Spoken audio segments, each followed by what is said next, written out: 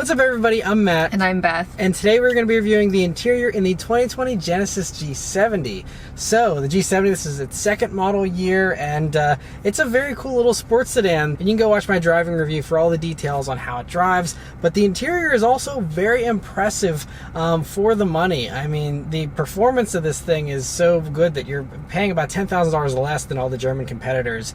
And yet this interior doesn't feel $10,000 cheaper than all the competitors. It is really nice, I think. Yeah, there's a lot of quilted leather in here, and it is really nice. And you can really tell that they took a lot of time to design the interior of this car. Yeah, I mean, it really, you can tell they wanted to impress you and wow you just as soon as you sit down. I mean, yeah, because first thing, yeah, these seats are just quilted here. Now, this red stitching might not be your personal taste with the blue exterior, but you can get white stitching instead. And but either way, just having the quilting is really cool here. This is Napa leather too, by the way, which you get here in the Prestige and the Sport trims, and it's really cool. Now, my only complaint with the seats is that they're a little stiff. I wish they were a little bit softer and more cushy, I guess, than these are. Yeah, I wonder if the more you sit in them, the better they get, because some cars I feel like do that, but I don't know, they do feel kind of stiff. Yeah, and I mean, this one does have about over 8,000 miles on it, so I feel like it might be broken in already, but right. Yeah, I mean, some people prefer a stiffer seat. If you do, you'll probably love these. I just wish they were a little softer. Now, you do have all the great adjustments, lumbar and all that kind of stuff. And there's also adjustable bolstering, too. And when you put it into sport mode, it'll actually squeeze in on these side bolsters and make them tighter, which is really cool. Now, it does not do that for the passenger, but that's okay, because one perk that the passenger does have is that there is adjustable lumbar support, which is really nice because a lot of cars in this segment do not have that.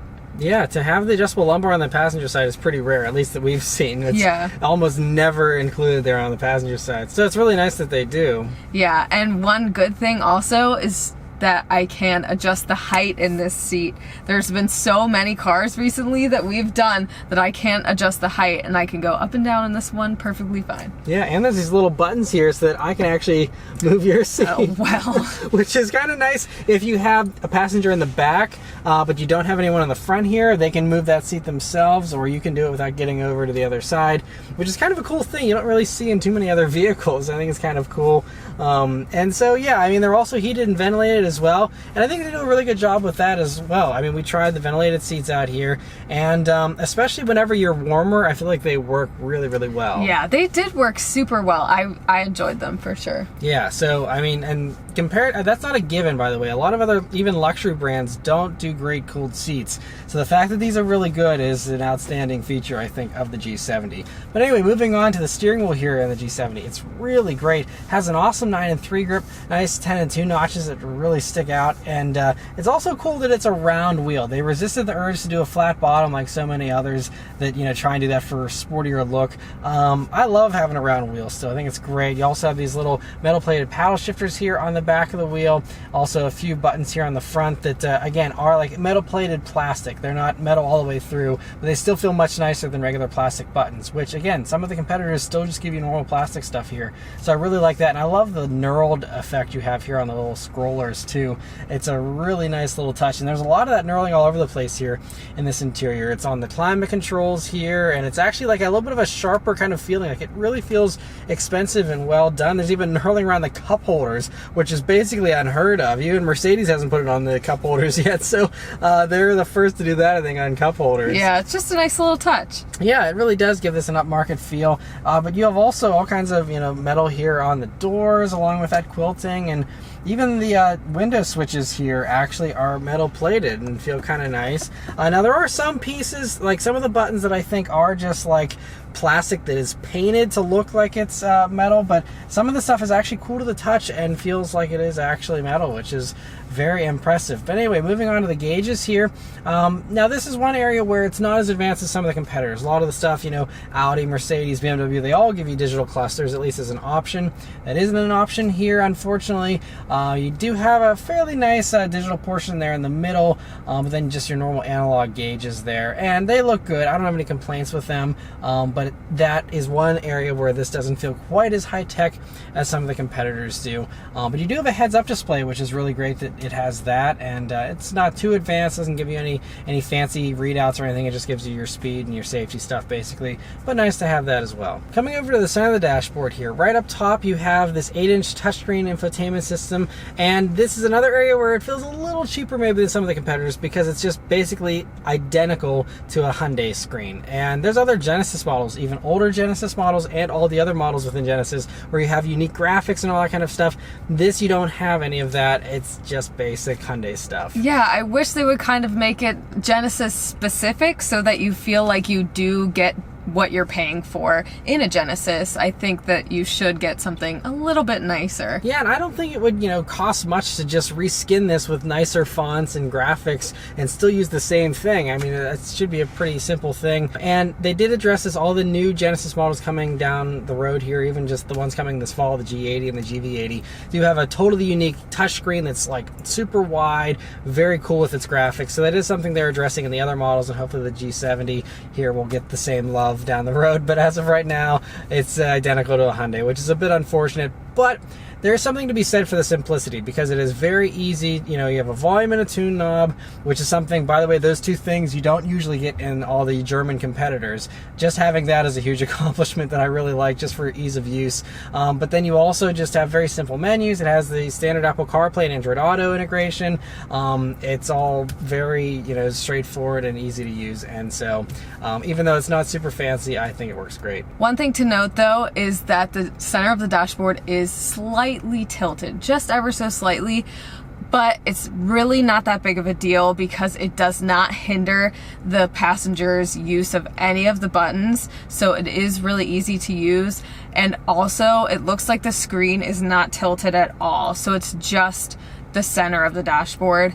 But once again, I don't think it's that big of a deal. Yeah, and I think it kind of gives you a little bit of that cockpit style feeling without compromising, your usability or having it be weird. So I think they did a good job with that. I also love this row of hard buttons you have here, which also have a little bit of metal on them, and just great to be able to hop around to the different sub menus there with that. And then again, these climate controls, which I really like the design of, and like I said, they feel great to use. Then beyond that, you just have a couple of buttons here behind the shifter. And then I really like the design of the shifter too. It's really comfortable to rest your hand on here and have your elbow on the armrest here. It's just a really nice setup the way that all is. But then moving on to storage space here in the G70, it's pretty good. So you have a pocket here in the door with a bottle holder. It's not the biggest bottle holder, but it does have one. Coming over to the center here, I do wish there was a missed opportunity here, I think, with you have this huge space by the shifter that is just nothing. That could have been an extra bin, but instead, you have this wireless charging pad and another tiny little space in front of your power outlet, auxiliary jack, and USB jack. But nice to have all those. And if you don't want to see all that stuff, there is this nice cover that's spring-loaded that you can use to cover all that stuff up. Then you have this cup holders, which are nicely adorned, and then you have the center armrest, which is a little bit firm. I wish that was a little bit softer, but most of the luxury competitors do have a pretty firm armrest like this. However, though, with this, it is very interesting because it has this special fun little stitching here, but for the passenger, if their elbow is right there, all of that stitching is going to go straight into your elbow, and it's really not that comfortable. So I would say, I don't know, it's just not that great. Yeah, it's kind of interesting. I didn't even notice that, but yeah, you don't have that on the driver's side.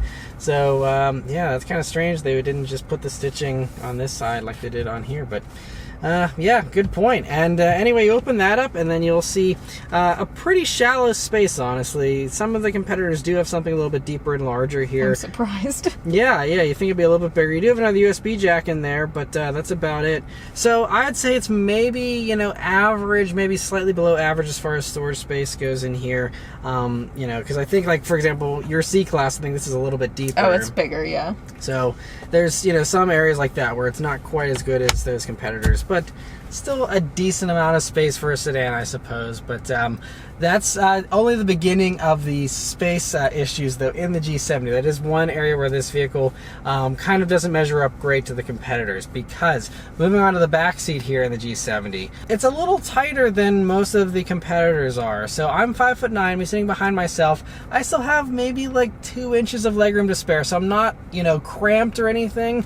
And we did have our one friend who's like, what, 6'1" or so, and he sat in the back and he was okay too. However, he sat behind me. I'm 5'5". I had to put my chair mostly all the way up, so I just felt like I was pretty cramped in the front here. It wasn't that big of a deal. It still is something that you have to think about if you do have taller passengers that frequent in your car. Yeah, so that is, and that's one thing that we don't have any issues in her seat class whatsoever. We can have our seats in a normal position, and you know, they never have any problem sitting behind us in that. So that's the one thing here, the G70, that's not great. Is, you know, it's not going to be the most spacious out of all the vehicles in this segment, but it is kind of nice with the amenities. So you do have their dedicated air vents here, as well as a power outlet back there, and then there's also pockets in those doors. And when you fold down the center armrest, there's actually more knurling around even those cup holders, which are usually hidden away, which is kind of impressive. They went to the trouble of doing that.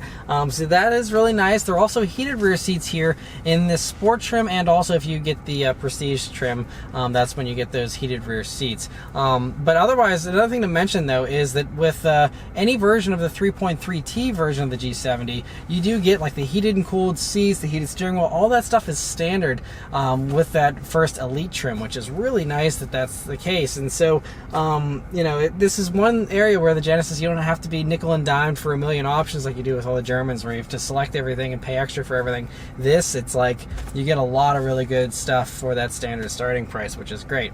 But anyway, the other thing about space that's limited here in the G70 is the trunk space. So it is a power open and close trunk, which is really nice, and it has a function where you can actually just stand behind it for about 5 seconds and it'll automatically pop open, which can be a little inconvenient if you don't want to pop the trunk, but whenever you do and you have your hands full, it is kind of nice. But anyway, it is a really small opening as far as luxury sports sedans go. They almost all have a larger opening. They're almost all deeper and wider and just a larger space. I think this is probably the smallest. The Giulia is close. That's also a little tight on space, but I think the Giulia is actually a tiny bit better than what you have here in the G70. So I'd say this is probably the bottom of the class as far as you know, trunk space goes. Now, it's still a usable trunk. It's still fine. Just know that you're going to want to check out the trunk space before you buy one of these and make sure that it's going to work for you, because it is going to be a little bit tighter. And if you do really like the whole packaging of the G70 and you like the performance and stuff, you can still get the Kia Stinger GT, which has a much larger usable hatch. It's on this same platform, the same engine. It's just a wheelbase that's slightly longer, and it's about 150 pounds heavier, so the handling might not be quite as good. But if you are really into the G70 but you want more versatility, get a Stinger GT. They're fantastic. I've reviewed multiple Stinger GTs in the past. I love them 100%. I would recommend one of those. But if you're okay with a smaller trunk, the G70 can be, you know, really nice here as well. But yeah, overall, I think the G70 is really nice. They really came out swinging, and this is just the beginning for Genesis. The new G80 is going to be really impressive. The GV80 is going to be really impressive this fall, and also the G70 is already lined up for a refresh, which is coming here probably in the next year or so, and maybe, you know, they'll do some improvements to it there, but that's not going to really help those space issues, which are, I think, the biggest issues of the G70. But aside from the space, if that's not an issue, I think this is a fantastic choice. Yeah, it's great.